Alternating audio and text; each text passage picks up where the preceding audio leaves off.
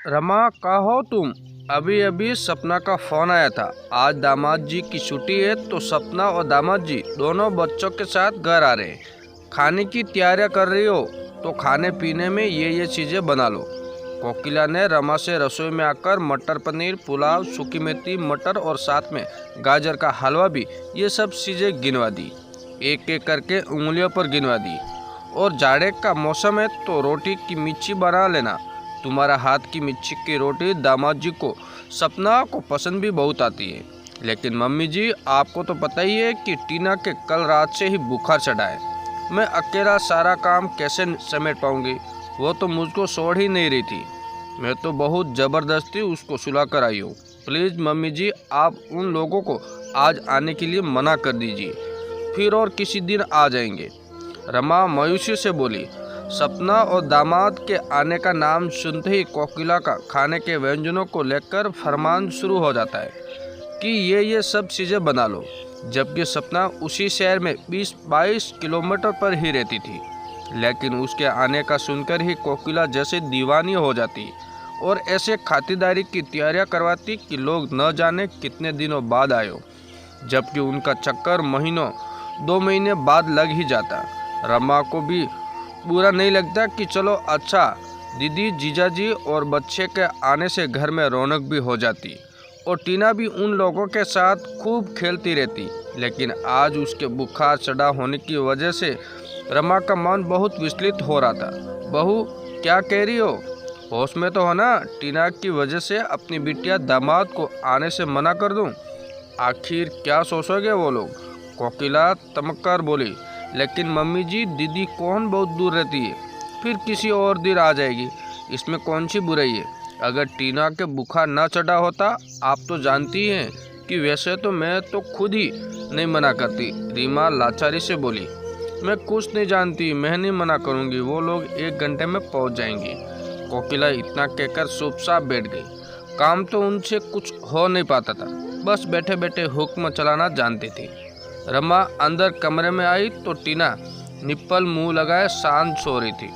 रमा ने उसका माथा छूकर देखा। उसका बुखार अभी भी कम नहीं हुआ था।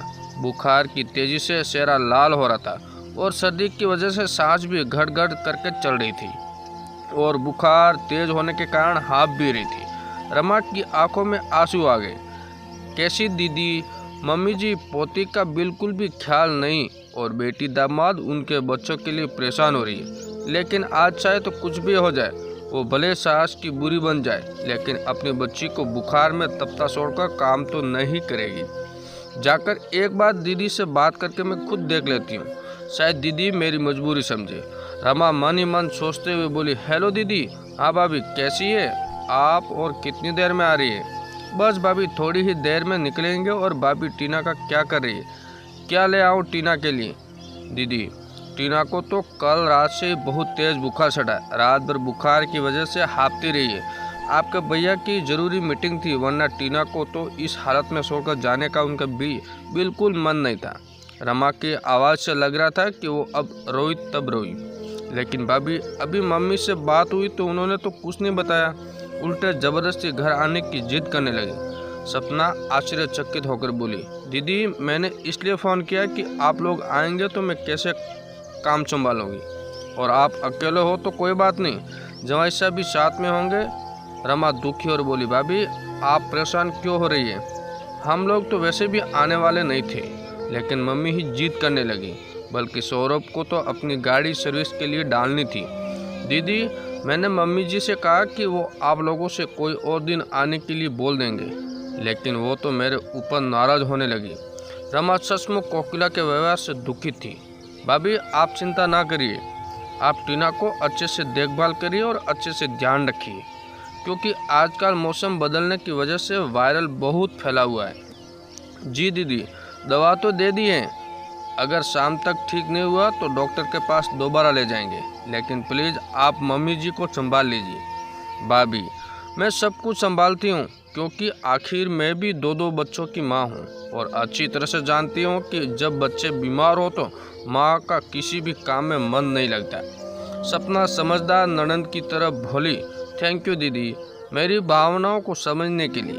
ननंद की समझदारी देखकर रमा की आंखें छलक उठी। भाभी थैंक यू कि कोई बात नहीं, मैंने कहा ना कि मैं भी 2 बच्चे की माँ हूँ और आपकी मानसिक स्थिति को बहुत अच्छी तरह से समझ सकती हूँ।